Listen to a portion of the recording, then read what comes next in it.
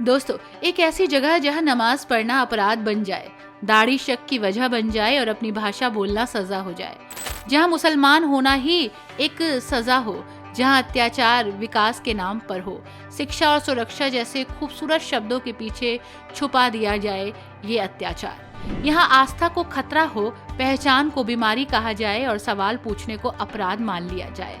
दुनिया ताली बजा रही है, लेकिन एक पूरी कौम चुपचाप मिटाई जा रही है। जी हाँ, कौम का ये सफाया किसी युद्ध या फिर जंग की तरह नहीं किया जा रहा, बल्कि धीरे धीरे और चोरी छुपे हो रहा है। ऐसा विश्व के कई देशों में हो रहा है, लेकिन जो चीन में हो रहा है वो काफी हैरान करने वाला है। आखिर क्यों यहाँ मुसलमानों को टारगेट किया जा रहा है और किन मुसलमानों को मिटाने की कोशिश है? विकास के नाम पर क्या हो रहा है अत्याचार और किस तरह से दी जा रही हैं यातनाएं, बताएंगे इस वीडियो में पूरी कहानी। हम आपको कुछ ऐसे राज बताने जा रहे हैं जिसे सुनकर आप हैरान होने वाले हैं। नमस्कार दोस्तों, आप सभी का बहुत बहुत स्वागत है हमारे YouTube चैनल ट्रैवल इन्फॉर्मेशन पर। बात चीन की हो रही है, उस चीन की जो खुद को विकसित राष्ट्र कहता है। टेक्नोलॉजी का मामला हो या डेवलपमेंट का, अव्वल नजर आता है, लेकिन उसी चीन पर मुसलमानों को टारगेट किया जा रहा है। आखिर इसके पीछे की एक बड़ी सच्चाई सामने निकल कर आई है। यहाँ मुसलमान उइगर समुदाय के रूप में टारगेट हो रहे हैं और ये सब पूरा प्लान बनाकर किया जा रहा है। चोरी छुपे यहाँ पर मुसलमानों पर अत्याचार होता है। विकास के नाम पर बहुत कुछ ऐसा हो रहा है जो गलत है। दरअसल चीन जैसे देश में उइगर मुसलमानों पर अत्याचार बढ़ गया है। ये अत्याचार किसी को दिखाई नहीं दे रहा, क्योंकि इसका नाम विकास और तरक्की से जोड़ा जाता है और शिक्षा से भी। उइगर मुसलमान चीन के उत्तर पश्चिमी हिस्से में स्थित शिनजियांग प्रांत में मुख्य रूप से रहते हैं। उइगर एक तुर्किश भाषा समुदाय है जिसकी जड़ें 2000 साल से भी ज्यादा पुरानी हैं। प्राचीन काल में 300 ईसा पूर्व से 630 ईस्वी तक वे घुमंतू चरवाहे थे और बौद्ध धर्म मानते थे। 8वीं और 9वीं सदी में इस्लाम अपना लिया और उइगर खागानेट नाम का एक शक्तिशाली राज्य बनाया जो सिल्क रोड पर फला फूला। मंगोल साम्राज्य के समय वे इस इलाके में प्रमुख निवासी बने। 18वीं सदी में किंग राजवंश ने शिनजियांग पर कब्जा कर लिया, लेकिन उइगरों ने कई विद्रोह किए, जैसे 1864 का विद्रोह, जब उन्होंने स्वतंत्र राज्य बनाया। 20वीं सदी की शुरुआत में 1933 से 1944 में उइगरों ने पूर्वी तुर्किस्तान गणराज्य की स्थापना की, लेकिन ये ज्यादा समय नहीं चले।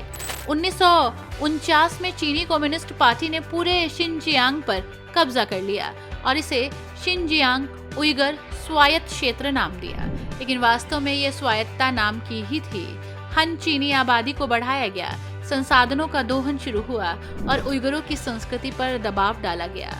1950 से 1960 के दशक में माओ के सांस्कृतिक क्रांति के दौरान मस्जिदें तोड़ी गईं। 1990 के दशक से उइगरों ने अपनी आजादी की मांग तेज की, खासकर सोवियत संघ के टूटने के बाद।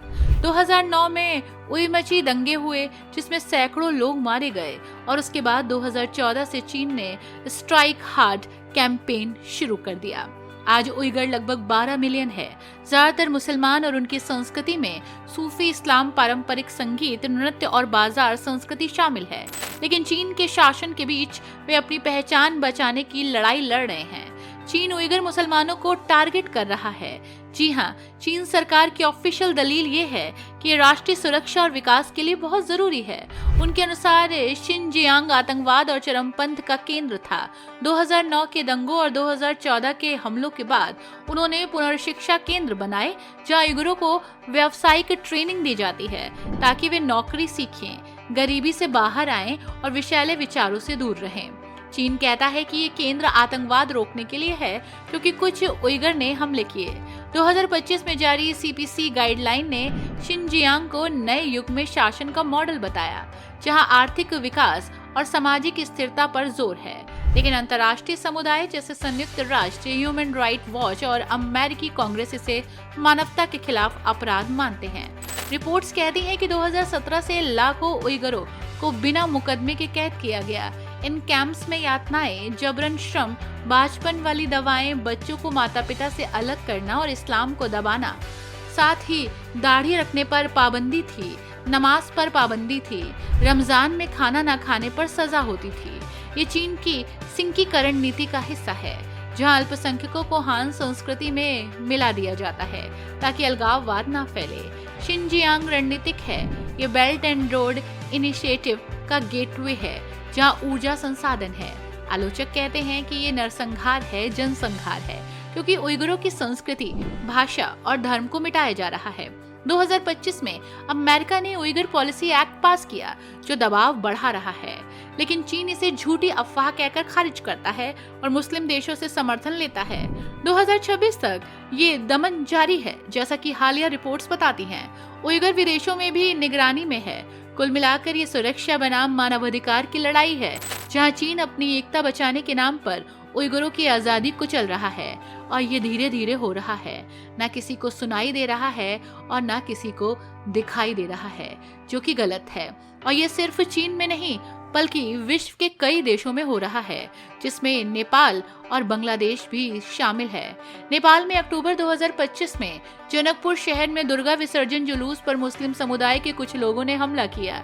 जुलूस मस्जिद के पास से गुजर रहा था और पत्थरबाजी और तोड़फोड़ शुरू हुई, जिसमें कई लोग घायल हुए थे। इस गुस्से में नेपाल सरकार ने कार्रवाई की। इतना ही नहीं, जब नेपाल सरकार ने कार्रवाई की तो उसने दुनिया को चौंका दिया। उन्होंने अवैध बने इस्लामी ढांचों जैसे मस्जिदों और मदरसों को तोड़ना शुरू कर दिया, खासकर सीमा इलाकों में।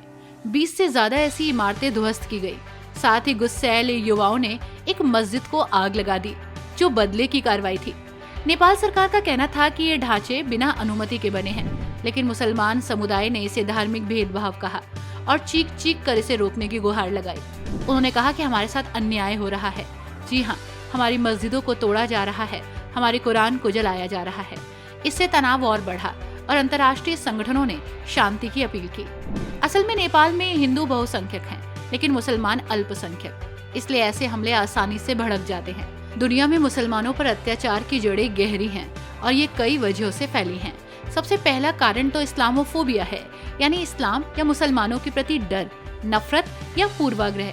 ये बीमारी 2001 के 9/11 हमलों के बाद तेज हुई है, जब कुछ चरमपंथियों के कृत्यों को पूरे समुदाय पर थोप दिया गया था। पश्चिमी देशों में मीडिया और राजनेताओं ने मुसलमानों को आतंकवादी का चेहरा बना दिया, जिससे साधारण लोग भी निशाना बने। नतीजा, अमेरिका और यूरोप पर हमले बढ़े। मस्जिदों पर आगजनी, महिलाओं के हिजाब खींचना, बच्चों पर धमकियां। 2024-25 में संयुक्त राष्ट्र ने चेतावनी भी दी कि इस्लामोफोबिया चिंताजनक स्तर पर पहुंच चुका है, जिसको रोकना बहुत जरूरी है। जहां उत्पीड़न, हिंसा और भेदभाव रोजमर्रा की बात बन गई। नॉर्वे जैसे देशों ने 2025 से 2030 के लिए एंटी मुस्लिम रेसिज्म के खिलाफ एक्शन प्लान बनाया, क्योंकि वहां मुसलमानों पर हमले 2 गुने हो गए थे। ये नफरत सिर्फ शारीरिक हिंसा तक सीमित नहीं थी, ये नीतियों में घुस चुकी थी, जैसे यात्रा प्रतिबंध, जासूसी कानून या रेडिकल बताकर नौकरियां छीनना। ये अत्याचार सुरक्षा, संस्कृति बचाने और विकास के नाम पर हो रहे थे, लेकिन असल में ये शक्ति, नफरत और लालच की कहानी है। मुसलमानों की आबादी दुनिया की 25% आबादी है, लेकिन वो सबसे ज्यादा प्रभावित अल्पसंख्यक है। दुनिया का सबसे विकसित और ताकतवर देश चीन, अमेरिका, जापान, इवन बांग्लादेश जो अविकसित देशों में आता है, वो भी मुसलमानों पर अत्याचार करने से पीछे नहीं है। आखिर ये आग कब तक रुकेगी, ये देखना होगा। थैंक्स फॉर वॉचिंग दोस्तों। वीडियो को लाइक कीजिएगा, शेयर कीजिएगा, ट्रैवल इन्फॉर्मेशन को सब्सक्राइब करना मत भूलिएगा।